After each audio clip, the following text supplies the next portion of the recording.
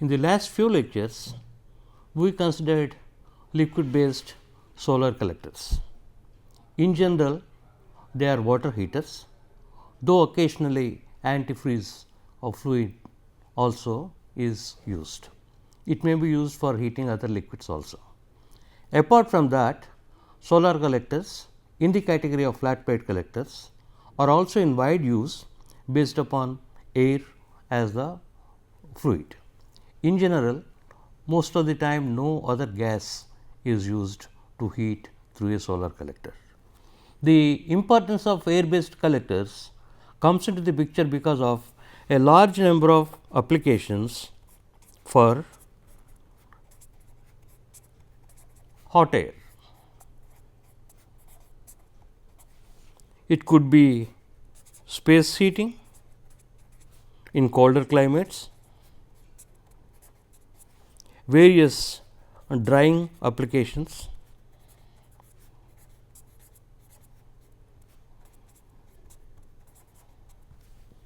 and solar in that sense is ideally suited, because if you want space heating, it requires temperature slightly greater than or equal to 20 degrees C to be maintained for comfort condition under cold climatic conditions. Drying applications typically will be 50 to 70 degrees C, and normally not at a very high temperature. Some of the things are, it could be tablets, medicine tablets in the pharmaceutical industry, or it could be cash crops like cardamom,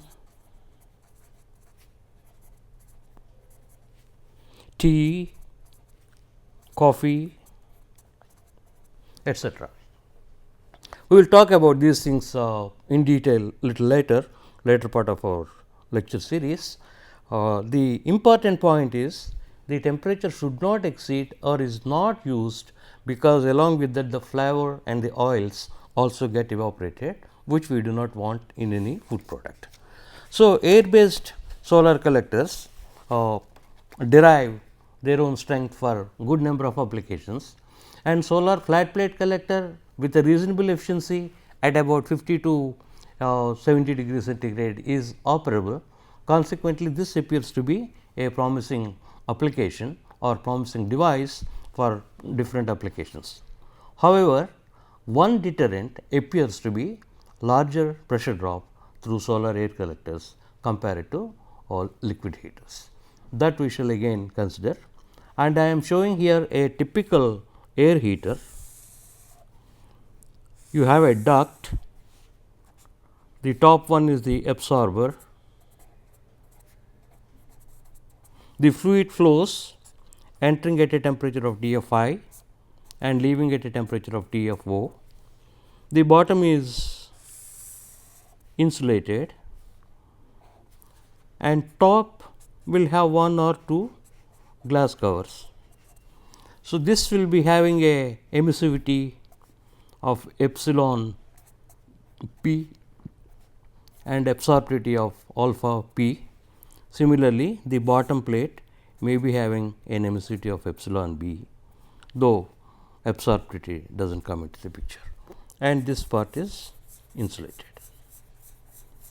So, as the heat is absorbed, this is the direction of flow, and as the heat is absorbed, transmitted through the glass cover by the top cover, it is transferred to the fluid with a heat transfer coefficient of H of 1 and again another heat transfer coefficient to the bottom with H of 2.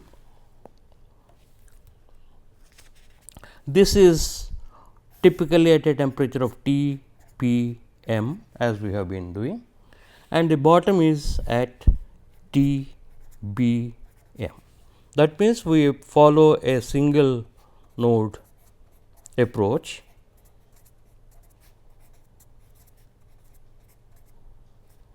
The absorber is represented by one temperature, the bottom plate is represented by another temperature, and there is of course a heat loss coefficient from the top U t, and a bottom heat loss coefficient of u b.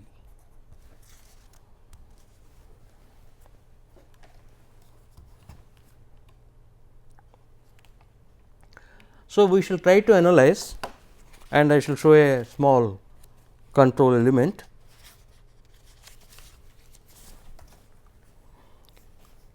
The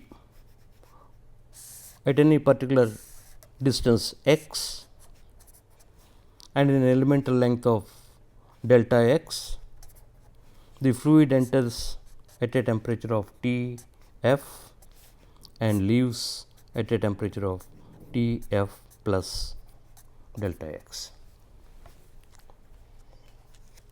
and the total length could be L 1 as we have seen, length of the duct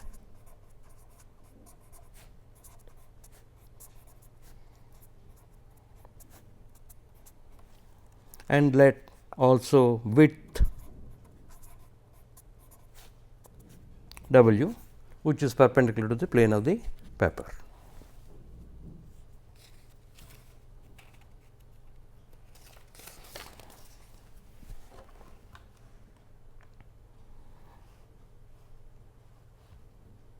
This analysis is due to Wheeler. Reference also is given. This is similar to the analysis we followed for the liquid collectors, and we need to calculate transmittance absorptance product for the direct radiation and the transmittance absorptance product for the sky diffuse radiation and the transfer absorptance product for the ground reflected radiation, along with the top loss coefficient u t and the bottom loss coefficient u b. In other words, this is calculated at theta b and this is calculated at theta d and this is calculated at theta g, the correlations of which have been given by Brandmühl and Beckmann, and this is the angle of incidence for the direct radiation at the given time under consideration. Let the flow rate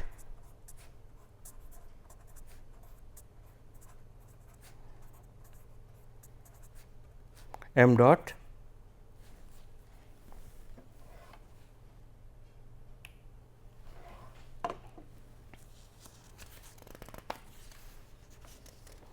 and the plate is at T P m and the bottom is at T B m,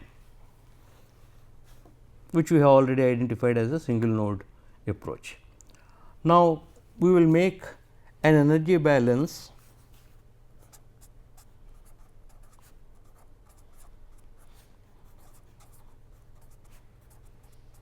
for the absorber,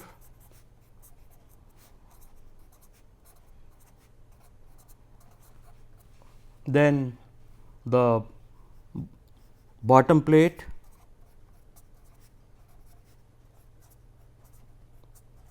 and the fluid. Here is our notation. S is the absorbed solar radiation,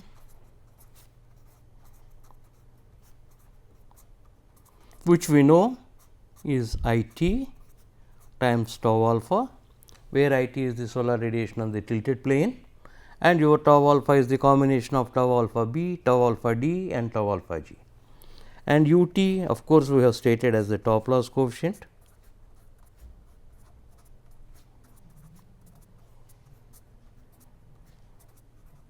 and u b the bottom loss coefficient. Then H 1 is the convective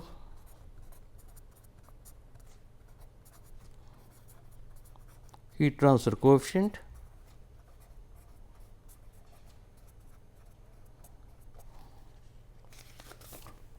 from the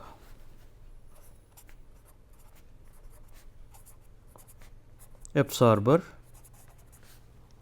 to the fluid. Similarly, H 2 from the fluid bottom plate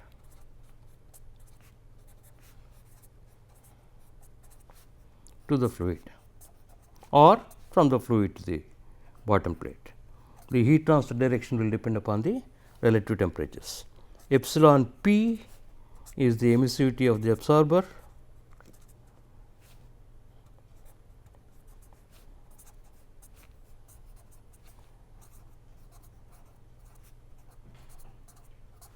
and epsilon B is that of the bottom plate.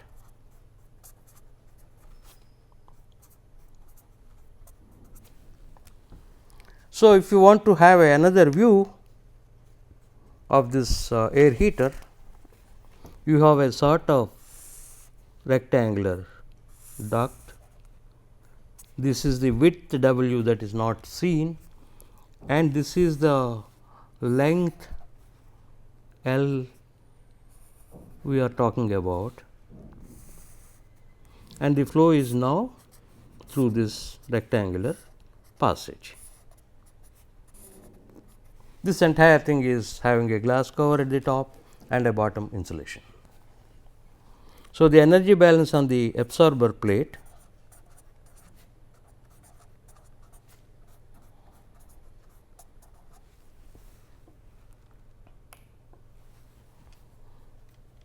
if S is the absorbed energy, area will be W into dx, that should be equal to U top into W dx times T P m minus T A, this is a loss, plus H 1 W dx T P m minus T f plus sigma W dx by 1 upon epsilon P plus 1 upon epsilon B minus 1 times T P m to the power 4 minus T B m to the power 4.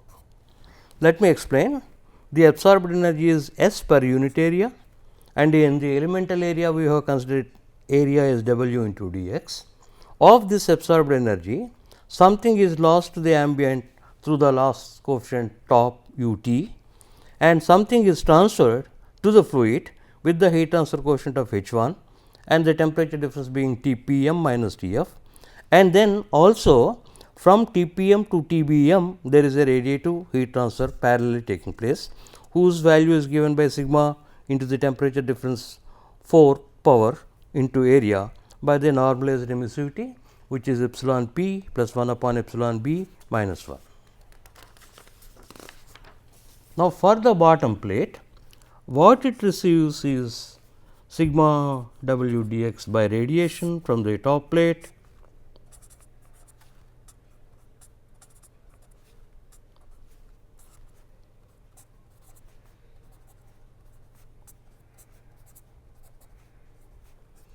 this should be equal to H 2 times W into T B m minus T f plus U B into T B m minus T A times W dx, there should be a dx here also. So, this is what it receives by radiation, and this is what it transfers to the fluid, assuming T B m is more than T f, and this is the again loss from the bottom with the bottom loss coefficient of U B and to the ambient temperature T A. The energy balance on the fluid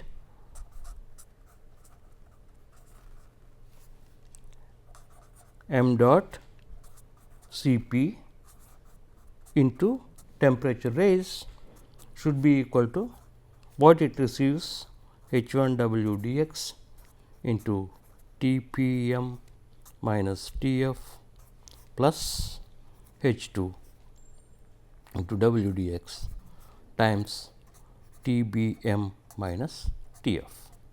As long as we are consistently writing this, the sign of T B m minus T f will take care of whether it is an addition or a subtraction in making dTf for the airflow of mass flow rate m dot. So, we can define a radiative heat transfer coefficient like we have done earlier based upon Tpm minus Ta, which is equal to sigma 1 upon epsilon p plus 1 upon epsilon b minus 1 times Tpm to the power 4 minus Tbm to the power 4. This is nothing but expressing the radiative transfer in terms of a heat transfer coefficient Hr, and we solve, and Hr will be equal to, again will be written as Tpm squared minus Tbm squared into Tpm minus Tbm, or an approximation can be made if Tpm minus Tbm is small,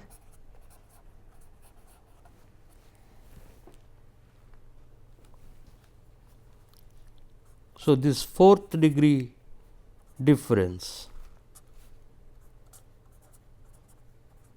can be written as 4 times T average cube times Tpm minus Tbm, where this T average is Tpm plus Tbm, arithmetic mean of the two temperatures. So, Hr now is approximately 4 sigma T average to the power 3 by 1 upon epsilon p plus epsilon b minus 1. So, now we have written the energy balance equations on the absorber, the bottom plate and the fluid, and the radiative heat transfer coefficient has been expressed in terms of an average temperature little approximately compared to the exact equation.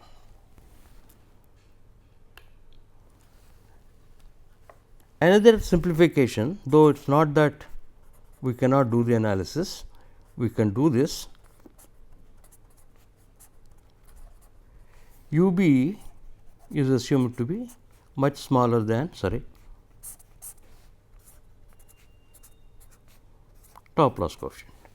What we are saying is, if the bottom plate temperature is low, the losses from the bottom are much smaller than the radiative and convective losses from the top glass.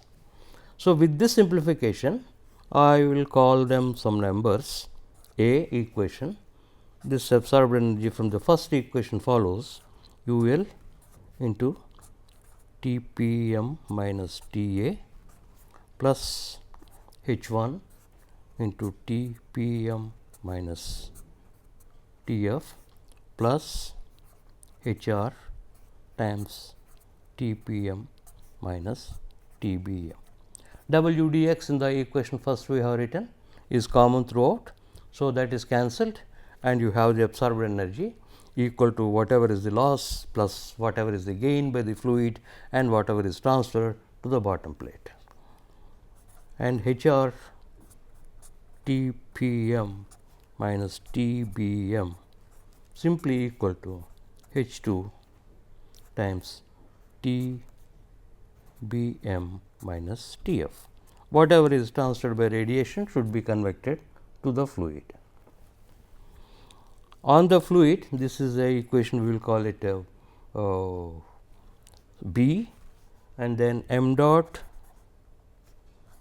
Cp by W dTf upon dx equal to H1 times Tpm minus Tf plus H2 into Tbm minus Tf. The rate of increase of the fluid temperature in the x direction is equal to whatever it is gaining from the absorber plate plus whatever it is gaining from the bottom plate. And from this, T B mean is Hr Tpm plus H 2 T f upon H r plus H 2. So, substitute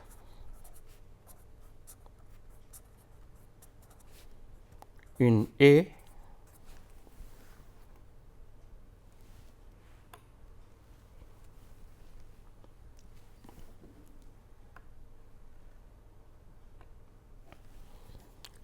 plate mean temperature will be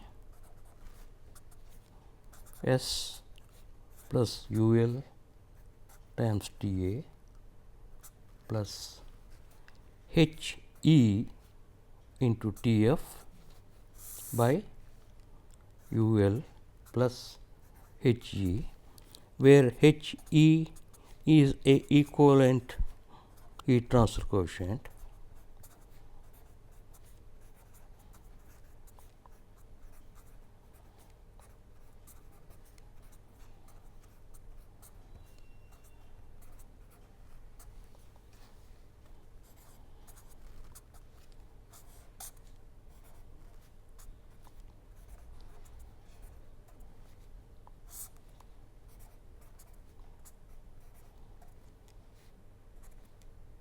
So, this is nothing but a simplification in the notation.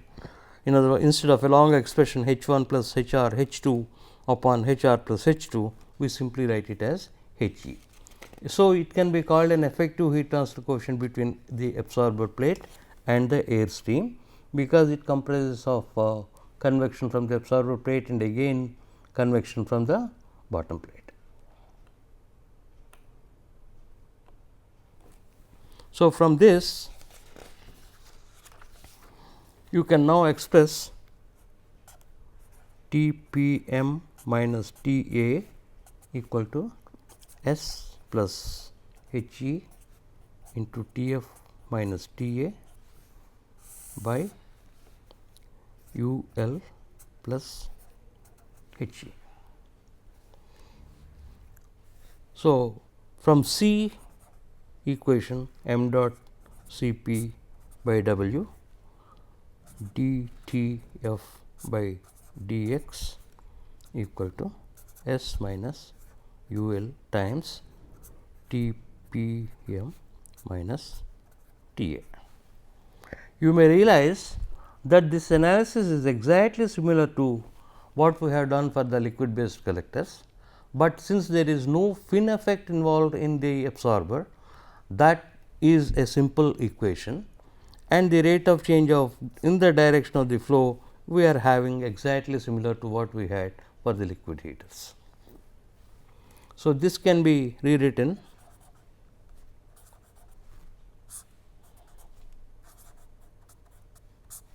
m dot C p by W into d T f by d x is 1 upon 1 plus U L upon H e times S minus U L into T f minus T a. So, this is in terms of the mean plate temperature and this is in terms of the mean fluid temperature.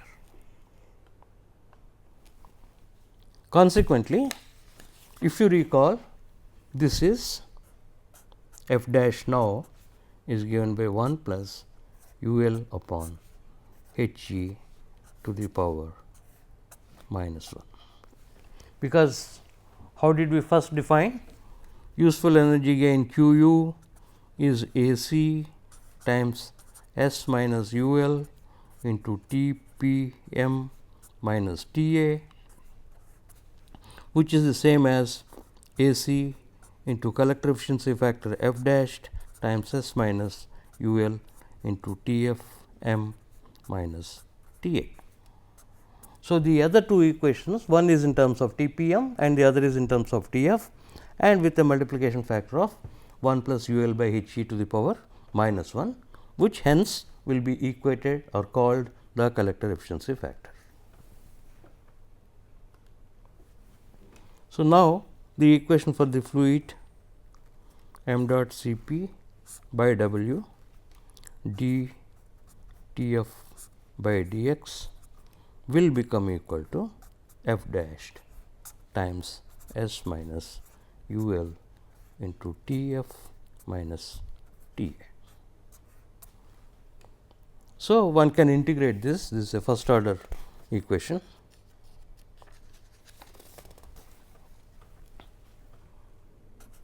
S by U L plus T A minus T F by S by U L plus T A minus T F I should be equal to exponential W f dashed U L into x by m dot C P. So, we used the condition at x is equal to 0, T f is equal to T f I.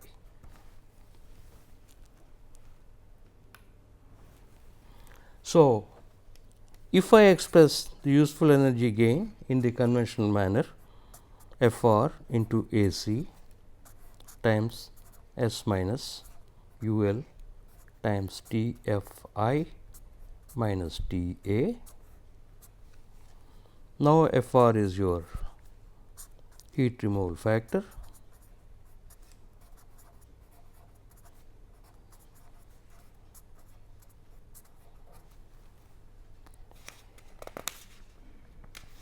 So, exactly similar to what we had done for liquid collectors.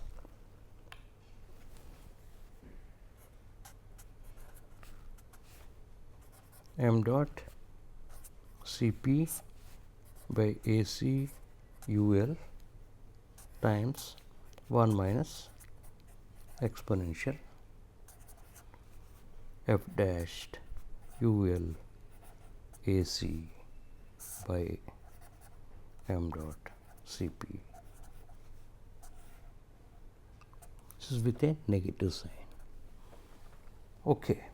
So, A C is the area W into L.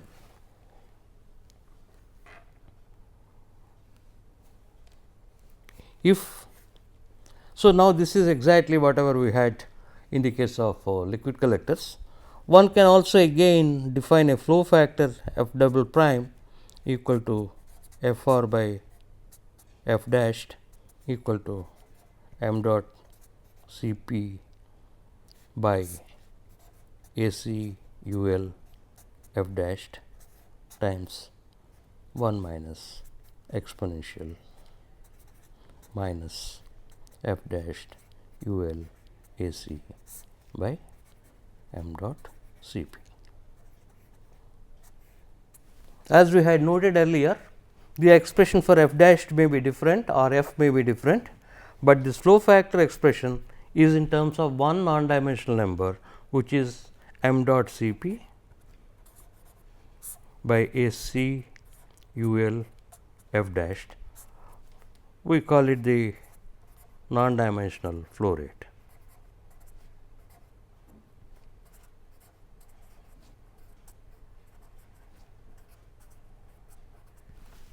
For lack of a better word, we will call it the non-dimensional flow rate. If the simplification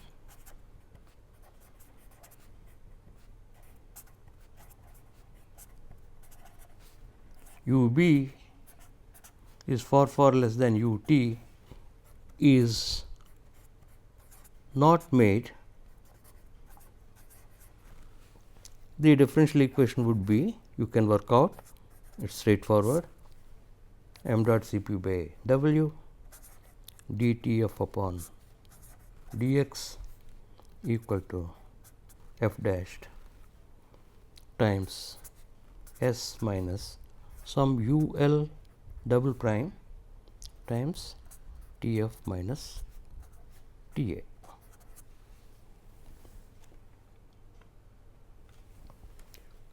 So, this U L double prime is equivalent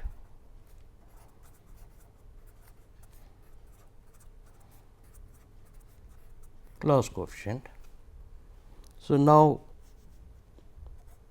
f dashed and u l double prime are given by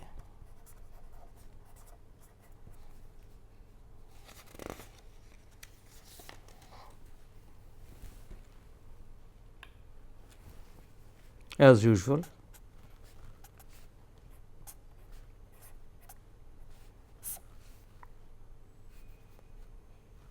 sorry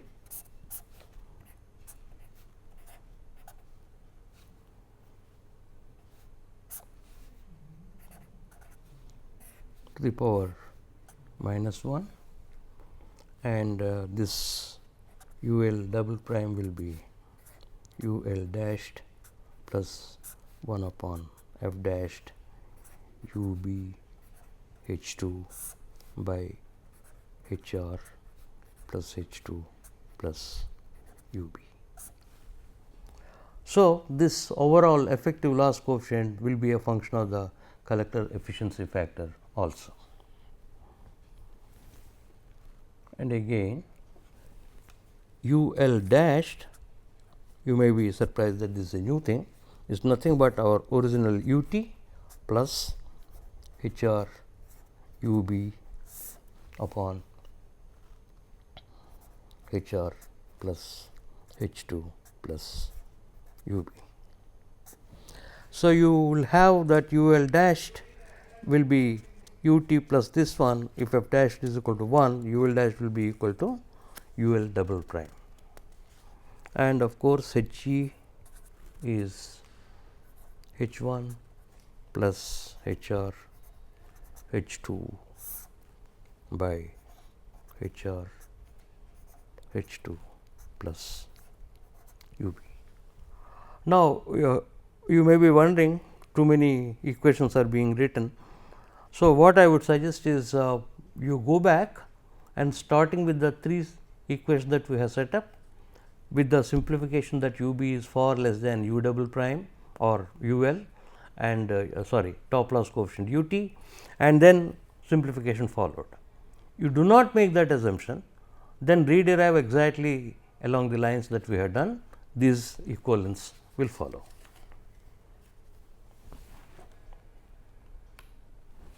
So, q u f r a c s minus u l double prime by t f I minus t a, and again of course, this f r will be in terms of m dot c p u l double prime a c times 1 minus exponential to the power minus f dashed u l double prime a c by m dot c p.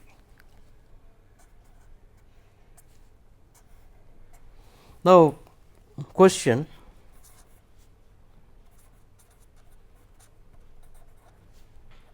why u l double prime here instead of u l equal to u t plus u b? You will notice u double prime is u l dash plus something, and where u l dash is u t plus something, right.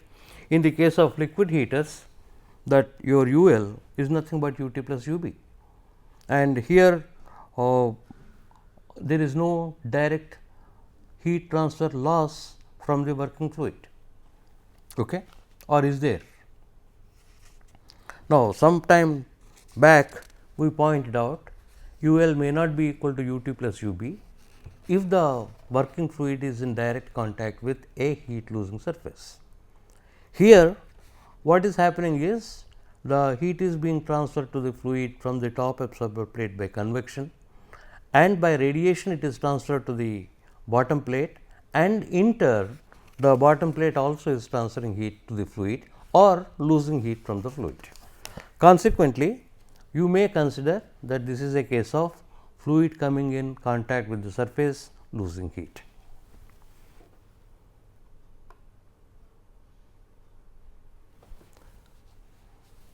So, we shall continue with the theory of air based solar flat plate collectors.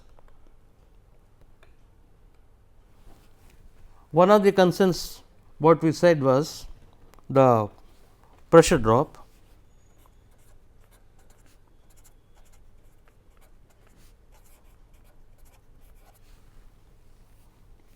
and heat transfer.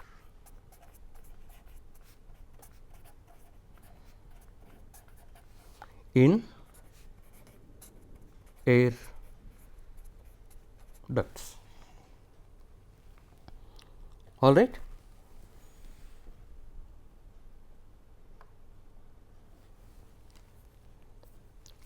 First, the convective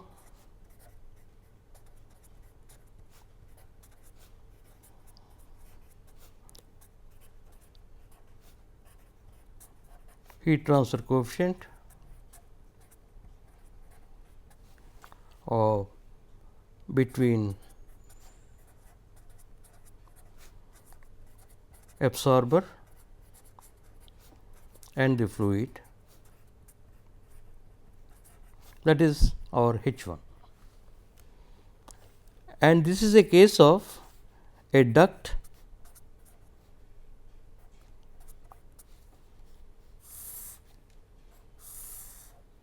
subjected to some flux, some Q dashed, and bottom being insulated. Some of you who are familiar with little bit of advanced convective heat transfer, there are basic four types of boundary conditions. One is insulated, the other is constant temperature, or the insulated and constant heat flux, so on and so forth. So, this is one of those basic boundary conditions. Now, there is what is called a fully developed condition.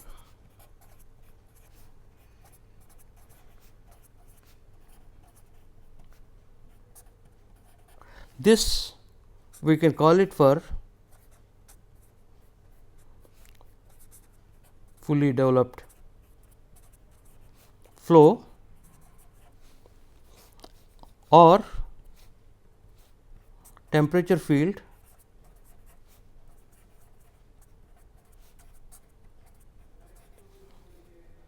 or both.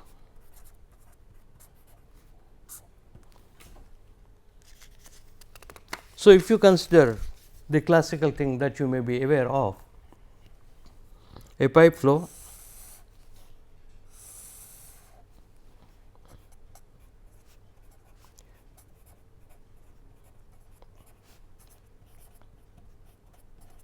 and let us say laminar flow,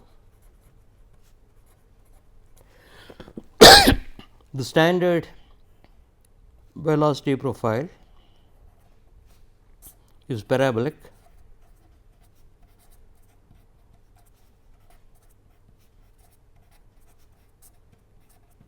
fully developed.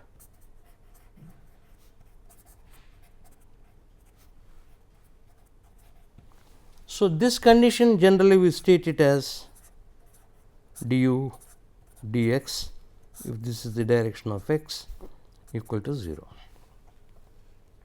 So, there is no more change in the velocity in the axial direction with respect to x. It still is a function of radius, but not that of x. But again in the beginning, the both u will be changing with respect to x, consequently the normal component of velocity also is not equal to 0, and the corresponding thermal field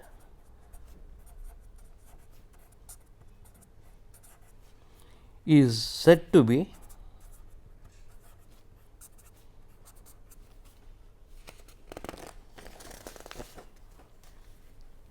fully developed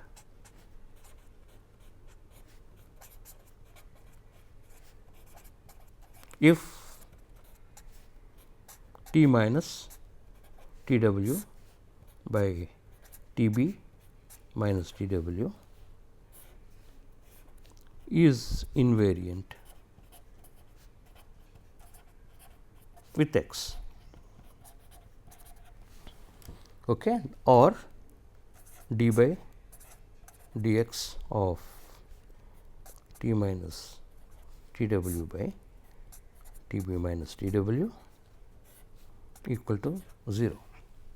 In other words, there exists a non-dimensional temperature defined by T, as a matter of fact it is a function of x and r, and T b a function of x only, because it is the integrated average temperature at a section that does not change with respect to x under fully developed temperature field.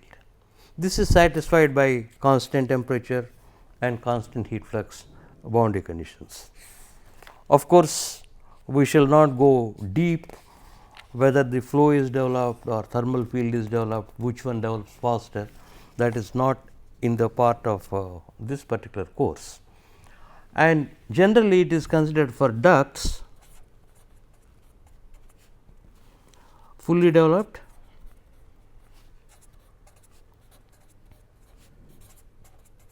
if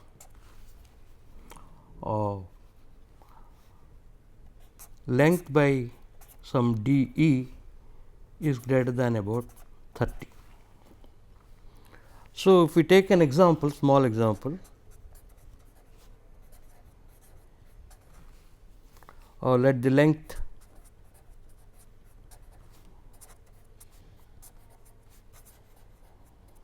duct be 1.5 meters and let the channel be, rather flow area be equal to 1 centimeter by 1 meter, right. This is, in other words, is something like this.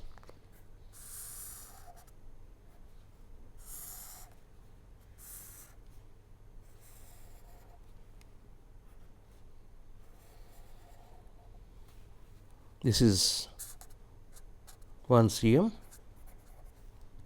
this is 1 meter, and this is 1.5 meters. These are quite typical airflow or collector dimensions, one can consider to be so. We define that d e is the equivalent diameter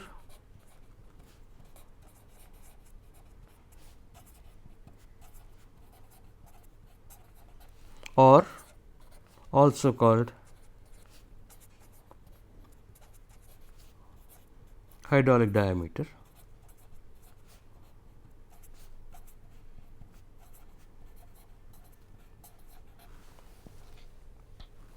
and so this d naught will be, I will write down the formula a bit later, 4 times 0.01 into 1 divided by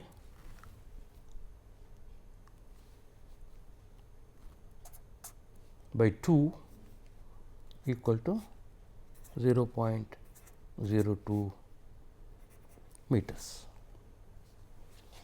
So, this is I think the length is L is taken as 2 meters, that is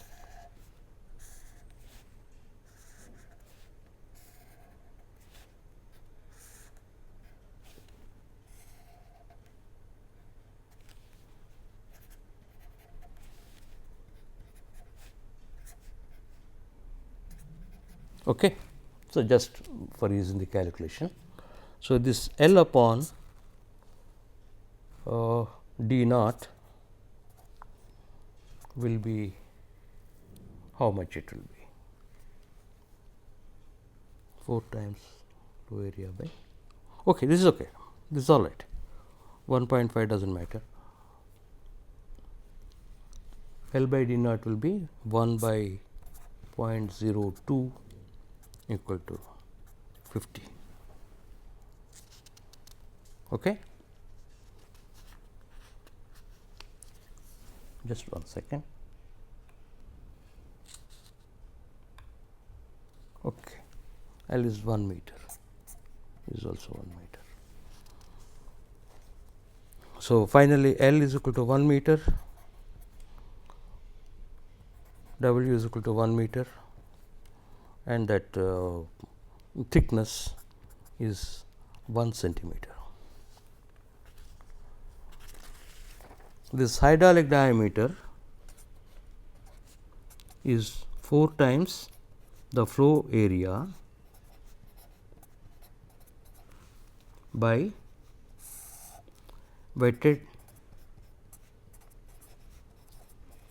perimeter. That is why we have written 4 into flow area is 0.01 meters, that is 1 centimeter, multiplied by W is 1 meter, by wetted perimeter is, this is 1 meter, 1 meter, 1 centimeter. If we neglect this 1 centimeter, it is 1 meter plus 1 meter, which is 2. Okay. So, that is we got it as 0.02 meters, and now L by d naught is 1 upon 0.02, which is equal to 50, which is greater than 30. So, a 1 meter by 1 meter duct with 1 centimeter of passage width can be considered as fully developed conditions. What we have here is the correlations for the Nusselt number. First of all, the flow is turbulent,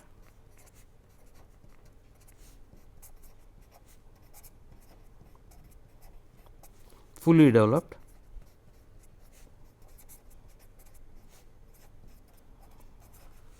and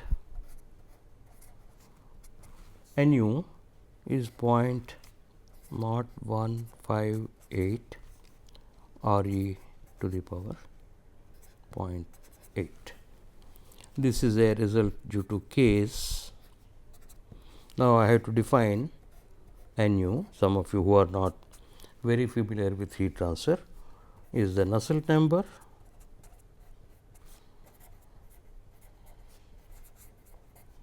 equal to heat transfer coefficient times this d equivalent by thermal conductivity of the fluid K. Then Re also U average times dE by kinematic viscosity. Okay.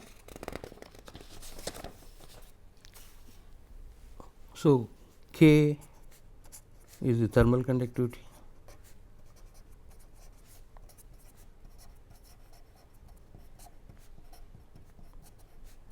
of air or fluid, and kinematic viscosity.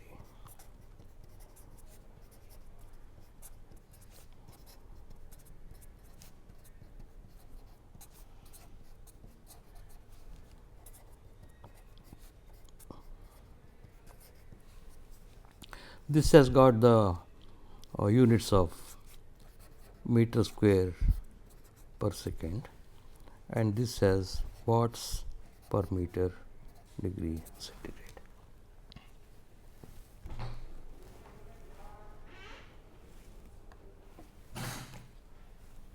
Okay. Another correlation is due to Malik and Bulow, which is again given in your reference in the notes 37. Again, Nusselt number is related to 0.034 4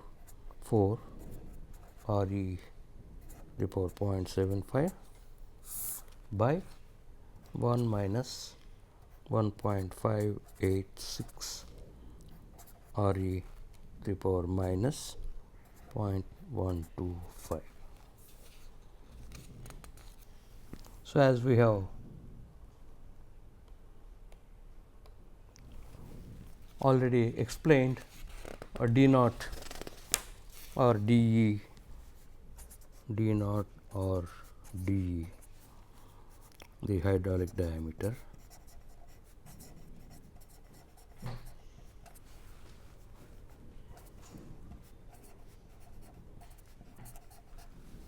is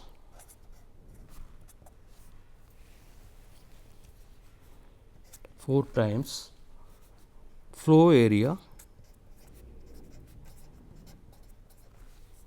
or sometimes it is also written by, just one second, wetted perimeter.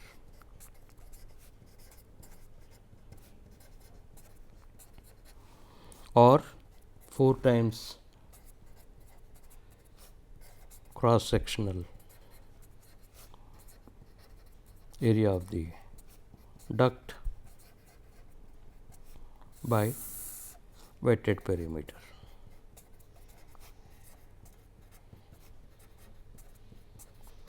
Though one easily understands that these two are equivalent, at times it could be bit confusing when you talk about cross sectional area of the duct in the strictly drawing terminology. It may be the area of the pipe material when it is cut across. So, it is desirable that we use the word flow area, that means it is the area through which the flow is taking place. And most of the time H 1 and H 2 are taken as equal. This is certainly needs investigation, subject to some questioning. However, in the solar, in view of other uncertainties and the flow is turbulent or laminar, that H 1 and H 2 are taken as equal. So, we know for air collectors the governing equations have been obtained by making an energy balance on the absorber plate and a bottom plate and the fluid, with a certain simplifying assumption that U b is much smaller than the top loss coefficient. We obtained relatively simpler expression, and this can be recast exactly in the form that we do for the liquid collectors, A c into F r times S minus U L into T f m, sorry, T f I minus T a. Though your definition of U L in terms of U b and U t will be different, and the heat transfer coefficient equivalent has to be defined in terms of H 1, H 2 and H r. Okay? The radiative transfer coefficient between the top plate and the bottom plate, and the convective heat transfer coefficients from the top plate and the bottom plate, and top loss coefficient U t and the bottom loss coefficient U b.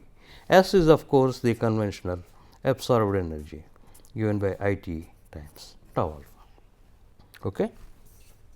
That is it. Thank you.